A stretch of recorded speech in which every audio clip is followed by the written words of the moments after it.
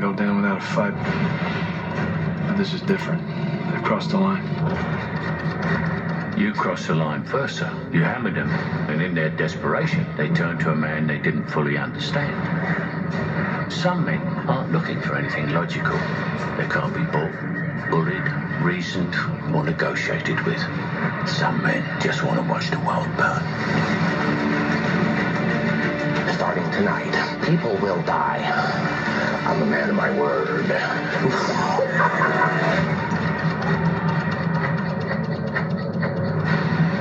Bonjour les amis, très content de vous retrouver pour cette deuxième review du week-end.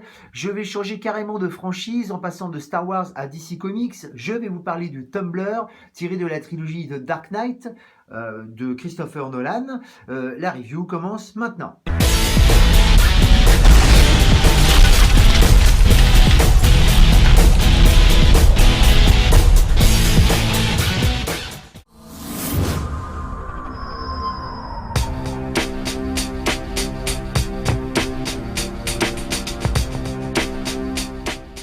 Et oui, je passe directement au packaging pour vous montrer le plus important. Deux choses. La première, c'est que ça a beau être une UCS, une Ultimate Collector's série, il n'y a pas le blason sur la boîte.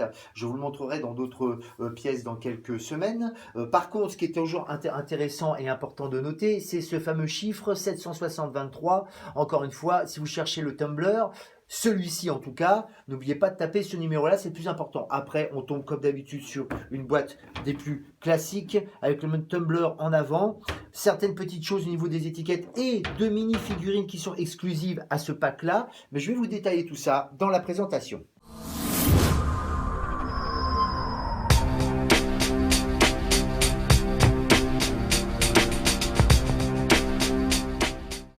Le Tumbler, donc tiré de la trilogie de Christopher Nolan, The Dark Knight, pas mal de petites choses à dire dessus. Alors déjà, première chose, en dehors de la pièce à monter, vous allez avoir cette fameuse petite plaque dont j'avais déjà parlé pour le X-Wing, avec deux personnages marqués sur la boîte comme étant exclusives à ce pack-là, c'est-à-dire le Batman et le Joker du film, on est bien d'accord, donc c'est plus The Dark Knight,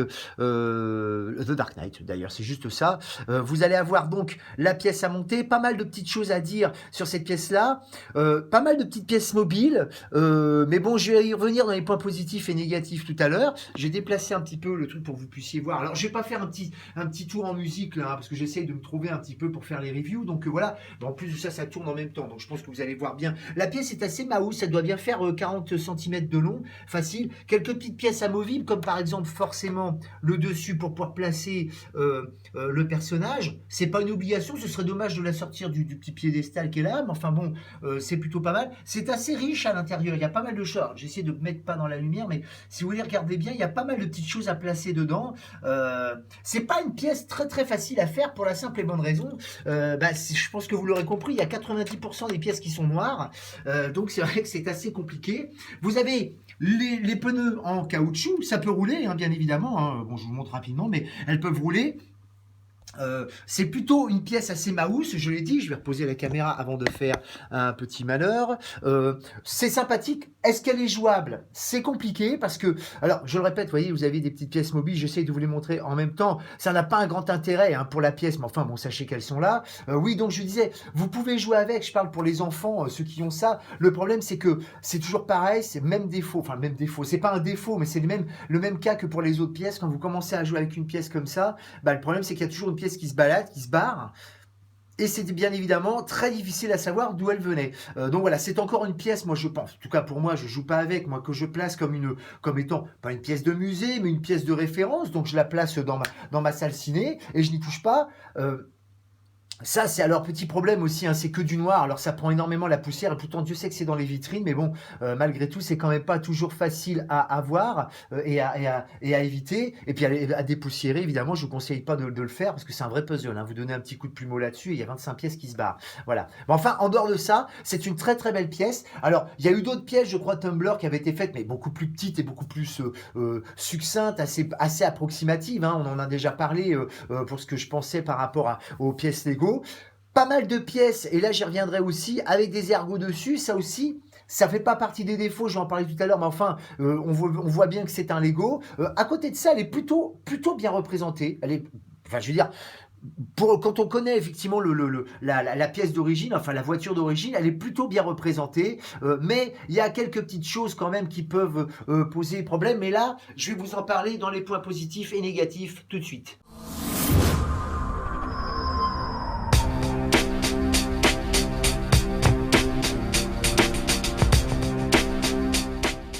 Alors oui, les points positifs, le premier, c'est bien évidemment d'avoir ces deux petits personnages en exclusivité et la petite plaque, ça embellit quand même la pièce générale. Le fait d'avoir des pneus en caoutchouc, en plastique, ça c'est plutôt pas mal fait. Je vais vous enlever le capot de dessus pour bien vous montrer, vous voyez l'intérieur, vous voyez que c'est quand même assez riche. Alors bon, ça reste du Lego, je le répète, mais c'est plutôt pas mal fait, c'est plutôt ressemblant quand on connaît un petit peu la trilogie. Il y a pas mal de pièces mobiles dedans, là, le cockpit, enfin tout, vous voyez, les leviers de vitesse et tout ça, là, voilà. Non, c'est plutôt pas mal fait. Le fait qu'elle puisse rouler, par exemple. Et puis, bon, le soin apporté aux formes, parce que c'est quand même une voiture assez singulière, quand même, le Tumbler. Donc, c'est vrai que c'est pas forcément facile à faire. Et d'ailleurs, beaucoup de fabricants ont eu du mal à la faire correctement au niveau des proportions, au niveau de la taille, au niveau de pas mal de petits détails. Et pour une pièce Lego, malgré que ce soit une Ultimate Collector Series, c'est quand même très, très, très poussé. Voilà, ça c'est le côté positif. À savoir, je le redirai probablement à la fin de la review, que c'est une pièce qui commence à être dure à trouver, et je vous conseille de la chercher. Si vous êtes fan, hein, bien sûr, il faut être fan de Batman, mais c'est pas un jouet, je le répète, c'est pas fait pour un jouet. Je veux dire, je dis pas qu'il faut coller les pièces, bien évidemment, surtout pas, sinon on va me traiter d'hérétique. Mais non, ce que je veux dire par là, c'est que c'est vrai que c'est une pièce, il faut pas trop jouer avec. Une fois qu'elle est posée, on la pose dans un endroit. Une fois que c'est fait, vous la posez dans un endroit et on n'y touche plus. Voilà. Mais ça reste quand même une pièce de référence dans l'univers Lego et dans l'univers de Batman. Voilà. Écoutez, maintenant je vais passer au point négatif parce que oui, il y en a quelques-uns.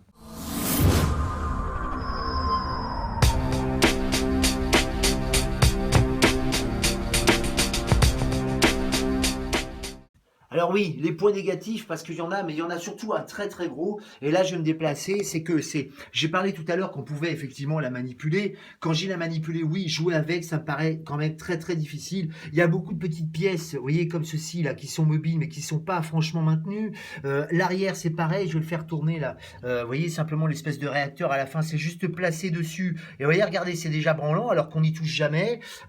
C'est pas la seule pièce Lego qui existe comme ça, de grosses pièces où effectivement, on ne sait pas trop. Alors, je reconnais que le bolide est très très compliqué à faire hein, déjà. Hein, je l'ai dit, hein, il y a beaucoup de fabricants, même en solide, même en pièces brutes, qui ont du mal dans les proportions à le faire. Mais c'est vrai que là, ils se sont lancés dans un projet qui est plutôt réussi dans l'ensemble. Mais c'est une pièce que l'on fait et que l'on ne doit plus du tout toucher, parce que je vous assure, après, c'est une galère quoi. Le moindre truc, vous voyez, rien que pour enlever ça, j'ai quand même un petit peu galéré.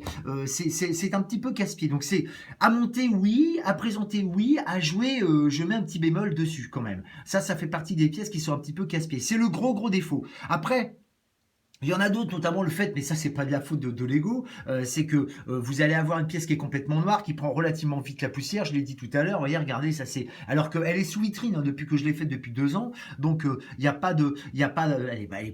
pas exposée au soleil ou à la poussière, mais enfin vous voyez que c'est quand même assez compliqué de garder la pièce propre, ça fait partie aussi du deuxième défaut. Voilà. Après bon, je le répète, il n'y a pas en dehors de ça qui sont quand même des défauts importants, je le dis, hein, le fait de ne pas pouvoir la manipuler comme on veut tout le temps. C'est une pièce, une fois qu'elle est faite, je vous le dis, on est quand même très très content. J'ai reposé la caméra avant de faire une bourde. Non, on en est content. Moi, je sais que dans ma vitrine, elle fait très bien. Ça pose vraiment très bien. Voilà. Mais c'est pas exemple défaut, comme vous avez pu le voir.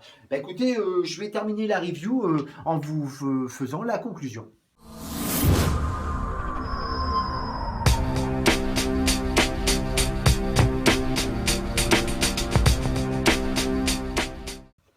Alors oui, conclusion, bah écoutez, est-ce que c'est une pièce qu'il faut avoir? Alors si vous êtes fan de Batman, oui. Hein. Il y a une autre pièce qui existe en Ultimate Collector Series qui est une interprétation de la Batmobile.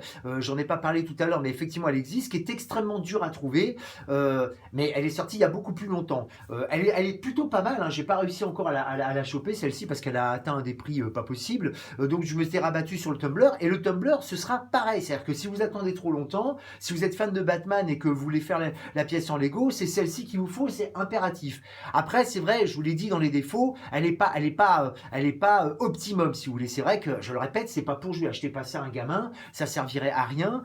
Il va la démonter sans arrêt. Alors, je sais qu'il y en a qui vont me dire, oh oui, mais c'est pas très grave, ça se remonte les Lego. Je peux vous assurer, je le répéterai souvent dans les reviews, quand vous avez fait des pièces comme ça, parce que celle-ci, elle est un peu casse-pied, mais c'est pas la pire. J'y reviendrai dans les semaines et les mois à venir. Je peux vous assurer, quand vous passez des semaines à les faire, parce que ça fait des semaines, hein, quand on travaille, tout ça, on peut pas passer des journées entières à faire ça. Je peux vous assurer, vous n'avez qu'une envie, c'est de la poser, de puis y retoucher. Alors quand les pièces commencent à tomber simplement parce qu'elles roulent ou parce qu'elle a été un petit peu manipulée de manière un petit peu agressive, eh ben je peux vous assurer que vous en avez vite marre. Hein. Parce que les Lego, c'est comme un casse-tête. Si vous voulez, on est très content de les faire, très content de les réussir, mais bon, c'est vrai que quand tout se fracasse, ça énerve pas mal. Mais bon, c'est vrai que pour les collectionneurs, et là je parle vraiment pour les collectionneurs, ouais, c'est une pièce à avoir. Ceux qui aiment Lego, ceux qui aiment Batman, c'est celle-ci à avoir en dehors de l'autre pièce qui existe. Voilà. Écoutez, voilà ce que je pouvais dire sur cette pièce magnifique, le Tumblr tiré de la trilogie de Christopher Nolan et Dark Knight. Je répète le numéro, le 760-23, si jamais vous voulez vous la procurer. Écoutez, mes amis, c'est terminé pour la deuxième review. On se retrouve dans quelques temps pour d'autres pièces Lego et assez rapidement, je l'espère. Bon week-end à tous.